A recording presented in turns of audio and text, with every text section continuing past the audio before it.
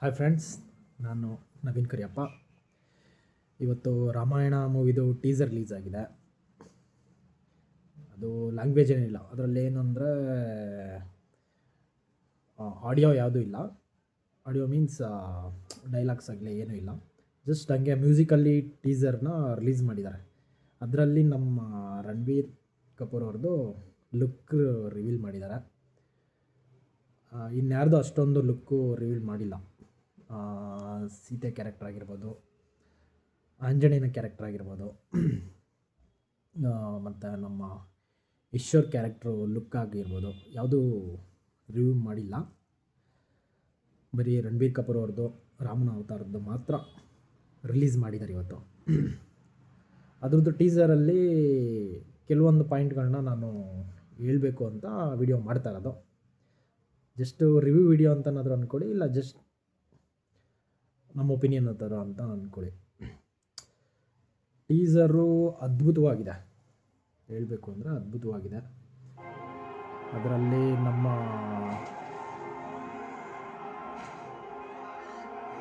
ರಣಬೀರ್ ಕಪೂರ್ ಅವರ ಲುಕ್ಕು ಮಾತ್ರ ಅದ್ಭುತವಾಗಿದೆ. ಮತ್ತು ಮ್ಯೂಸಿಕ್ ಆಗಿರ್ಬೋದು, ಕೆಲವೊಂದು ಶಾರ್ಟ್ಸ್ಗಳಾಗಿರ್ಬೋದು ಅದ್ಭುತವಾಗಿ ತೆಗ್ದಿದ್ದಾರೆ. ಮತ್ತು ವರ್ಲ್ಡ್ ಬಿಲ್ಡಿಂಗು ಅದು ಅದ್ಭುತವಾಗಿದೆ. ನೀವು ಇಯರ್ಫೋನ್ ಹಾಕ್ಕೊಂಡು ನೀವು ಟೀಸರ್ ನೋಡಿದ್ರೆ ಬಿ ಜಿ ಎಮ್ಸ್ ಆಗಿರಲಿ, ಸೌಂಡ್ಸ್ ಆಗಿರಲಿ, ಎವ್ರಿಥಿಂಗ್ ಈಸ್ ಪರ್ಫೆಕ್ಟ್. ಇದರಲ್ಲಿ ಕೆಲವೊಂದು ಏನಾಗಿದೆ ಅಂದರೆ, ಈಗಾಗಲೇ ಸೋಷಿಯಲ್ ಮೀಡಿಯಾಗಳಲ್ಲಿ ರಾಮಾಯಣ ಮತ್ತು ಈ ಹಿಂದೆ ಬಂದಂತಹ ಪ್ರಭಾಸ್ ಅವ್ರ ಮೂವಿ ಆಗಿರ್ಬೋದು, ಯಾವುದು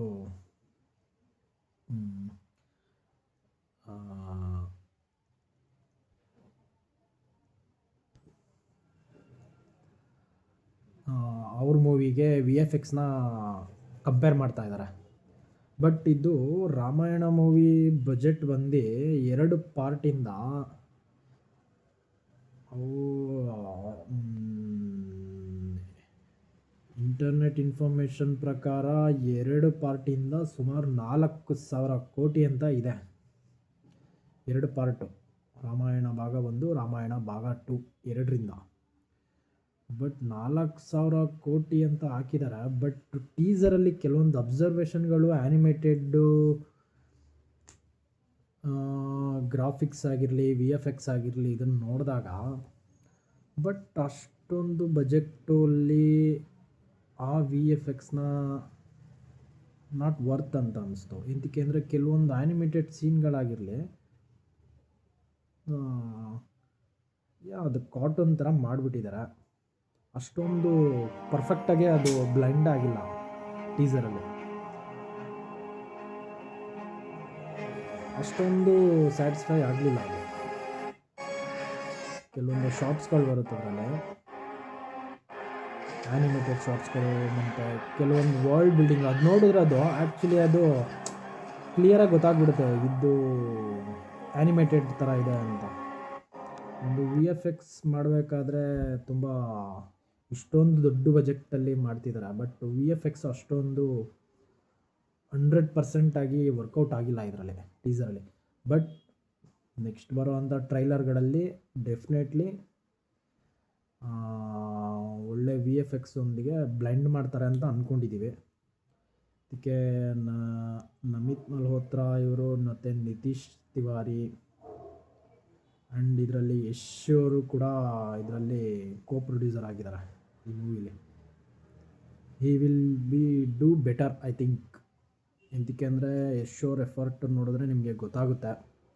ಅವರು ಕೆ ಜಿ ಎಫ್ 1 ಆಗಿರಲಿ 2 ಆಗಿರಲಿ ಎಷ್ಟು ಎಫರ್ಟ್ ಹಾಕಿದ್ದಾರೆ ಅಂತ. ಮತ್ತು ಜಸ್ಟ್ ರೀಸೆಂಟಾಗಿ ಬಂದಿದ್ದ ಟಾಕ್ಸಿಕ್ಗಳು ಅಷ್ಟೇ ಟೀಸರು ಎಷ್ಟು ಅದ್ಭುತವಾಗಿದೆ ಅಂದರೆ ಅದೂ ಇಟ್ಸ್ ವೆರಿ ಫಿನಾಮಿನಲ್. ಅದೇ ಥರ ರಾಮಾಯಣದಲ್ಲಿ ಇವರು ಒನ್ ಆಫ್ ದಿ ಪ್ರೊಡ್ಯೂಸರ್ ಆಗಿರೋದ್ರಿಂದ ಏನು ಇವಾಗ ರಿಲೀಸ್ ಆಗಿದೆ ಈ ಟೀಸರ್ನ ಪಬ್ಲಿಕ್ ಒಪಿನಿಯನ್ ಏನು ಬರುತ್ತೋ ಅದ್ರ ಮೇಲೆ ಇನ್ನೂ ಮೇಕ್ ಇಟ್ ಬೆಟರ್ ಮಾಡ್ತಾರೆ ನನ್ನ ಪ್ರಕಾರ. ಆಗಲೇ ಸೋಷಿಯಲ್ ಮೀಡಿಯಾದಲ್ಲಿ ಸುಮಾರು ಚರ್ಚೆಗಳು ನಡೀತಾ ಇದೆ.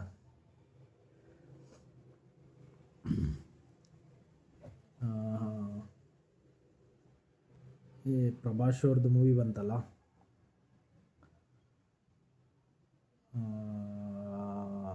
ಹಾಂ ಯಾವುದದು ಮೂವಿ ಹೆಸರು ಬರ್ತಾ ಇಲ್ಲ ಕರೆಕ್ಟಾಗಿ.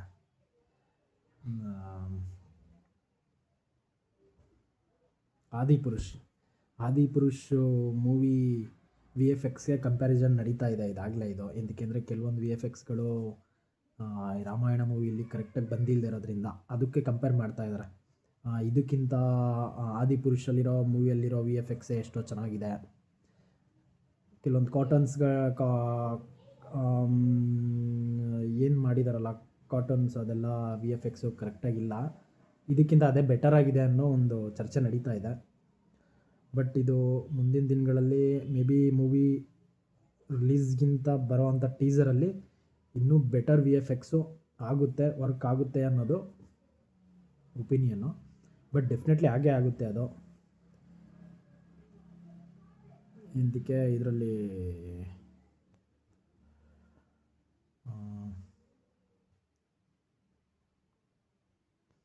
Director Nitish Tiwari is one of the biggest director. ಅವ್ರು ಈ ಹಿಂದೆ ತೆಗ್ದಿರೋಂಥ ಮೂವಿಲಿ ಅವರು ಪ್ರೂವ್ ಮಾಡಿದ್ದಾರೆ. ಅವರು ದಂಗಲ್ ಅಂತ ಟಾಪ್ ಮೂವಿ ತೆಗ್ದೋಂಥ ಡೈರೆಕ್ಟರ್ ಅವರು. ಇವತ್ತಿನವರೆಗೂ ದಂಗಲ್ ರೆಕಾರ್ಡ್ನ ಯಾವ ಮೂವಿನೂ ಬೀಟ್ ಮಾಡೋಕ್ಕಾಗಿಲ್ಲ. ಬಟ್ ಪ್ರೆಸೆಂಟ್ಲಿ ಈಗ ದುರಂಧರ್ 2 ನಡೀತಾ ಇದೆ. ಬಟ್ ಅದು ಆಗಲೇ 1,500 ಕೋಟಿ ಕಲೆಕ್ಷನ್ ಆಗಿದೆ. ಬಟ್ ನೋಡಬೇಕದು ಬೀಟ್ ಮಾಡುತ್ತಾ ದಂಗಲ್ ರೆಕಾರ್ಡ್ನ ಅನ್ನೋದು. ನಿತೀಶ್ ತಿವಾರಿ ಅಂತೂ ಚಿಚೋರಿ ಅಂತ ಒಂದು ಮೂವಿನ ತೆಗ್ದಿದ್ದಾರೆ. ಅದು ಅದ್ಭುತವಾಗಿದೆ ಮೂವಿ. ಅದನ್ನು ಸುಶಾಂತ್ ಸಿಂಗ್ ರಜಪೂತ್ ಅವ್ರು ಮಾಡಿರೋಂಥ ಮೂವಿ ಅದು ಅದ್ಭುತವಾದ ಮೂವಿ. ಅದರಿಂದ ನಿತೀಶ್ ತಿವಾರಿ ಅವ್ರ ಮೇಲೆ ತುಂಬ ಹೋಪ್ಸ್ ಇದೆ.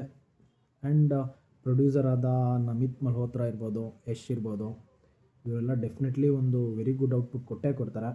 ಬಟ್ ಒಂದು ಏನಂದ್ರೆ 4,000 ಕೋಟಿ ಬಜೆಟ್ ಅಂದಾಗ ಇದು ಇಟ್ ವಾಸ್ ವೆರಿ ಹ್ಯೂಜ್ ಅನಿಸುತ್ತೆ. ಬಟ್ ನೋಡಬೇಕು, ಮೂವಿ ಫೈನಲ್ ಔಟ್ಪುಟ್ ಬಂದಾಗಲೇ ಗೊತ್ತಾಗೋದಿದು ಯಾವ ಥರ ಅಂತ. ಇದು ನನಗನ್ಸಿದ್ದು ಅನಿಸಿಕೆ. ಬಟ್ ನಿಮಗೆ ಯಾವ ಥರ ಅನಿಸಿದೆ ಅಂತ ಕಮೆಂಟ್ಸ್ ಮಾಡಿ, ಒಪಿನಿಯನ್ಸ್ ಹೇಳಿ. ನಿಮಗೆ ವಿ ಎಫ್ ಎಕ್ಸ್ ಇಷ್ಟ ಆಯಿತಾ ಹೇಳಿ. ಬಟ್ ಕ್ಯಾರೆಕ್ಟರೈಸೇಷನ್ ಆಗಿರಲಿ, ಮ್ಯೂಸಿಕ್ ಆಗಿರಲಿ, ಪರ್ಫಾರ್ಮೆನ್ಸ್, ಟ್ರೈಲರಲ್ಲಿ ನೋಡೋ ಥರ ಪರ್ಫಾರ್ಮೆನ್ಸ್ ಆಗಿರಲಿ, ಎವ್ರಿಥಿಂಗ್ ಶುಡ್ ಬಿ 100% ಇದೆ. ಡಿಟೈಲಿಂಗ್ ಆಗಿರಲಿ ಚೆನ್ನಾಗಿ ಬಂದಿದೆ. ವಿ ಎಫ್ ಎಕ್ಸ್ದೇ ಎಲ್ಲೋ ಒಂದು ಕಡೆ 100% ಬಂದಿಲ್ಲ ಅಂತ ಒಂದು ಕಾಣಿಸುತ್ತೆ ಅದರಲ್ಲಿ. ಕೆಲವೊಂದು ಆ್ಯನಿಮೇಟೆಡ್ ಆ್ಯಂಡ್ ಆ್ಯನಿಮೇಷನ್ಗಳಿರ್ಬೋದು, ಮತ್ತು ಕೆಲವೊಂದು ಕಾರ್ಟೂನ್ಸ್ ಆ್ಯನಿಮೇಟೆಡ್ ಮಾಡಿದ್ದಾರಲ್ಲ, ಅದು ಇಟ್ಸ್ ಡೆಫಿನೆಟ್ಲಿ ಇದು ಫ್ಯೂಚರಲ್ಲಿ ಮಾಡ್ತಾರೆ. 100% ವರ್ಕೌಟ್ ಆಗುತ್ತೆ. Let see. ಜಸ್ಟ್ ಟೀಸರ್ ಇದಷ್ಟೇ. ಇದು ನೋಡೋಣ. ಇನ್ನೇನು ಈ ವರ್ಷ ಮೂವಿ ರಿಲೀಸ್ ಆಗುತ್ತೆ ದೀಪಾವಳಿಗೆ. ಟ್ರೈಲರು ಬರುತ್ತೆ ಇನ್ನೊಂದು 3-4 ತಿಂಗಳಲ್ಲಿ ಡೆಫಿನೆಟ್ಲಿ. ನೋಡೋಣ, ಒಳ್ಳೆ ಔಟ್ಪುಟ್ ಬರುತ್ತೆ ಡೆಫಿನೆಟ್ಲಿ ಒಟ್ಟಿನಲ್ಲಿ. ಬಟ್ ಇಂಡಿಯನ್ ಸಿನಿಮಾ ಇದು, ನಮ್ಮ ಕರ್ನಾಟಕದ ಯಶ್ ಅವ್ರು ಮಾಡಿದ್ದಾರೆ. It was huge character. ತುಂಬ ಎಕ್ಸ್ಪೆಕ್ಟೇಷನ್ ಇದೆ ಆ ಕ್ಯಾರೆಕ್ಟ್ರಿಗೆ. ಅವರು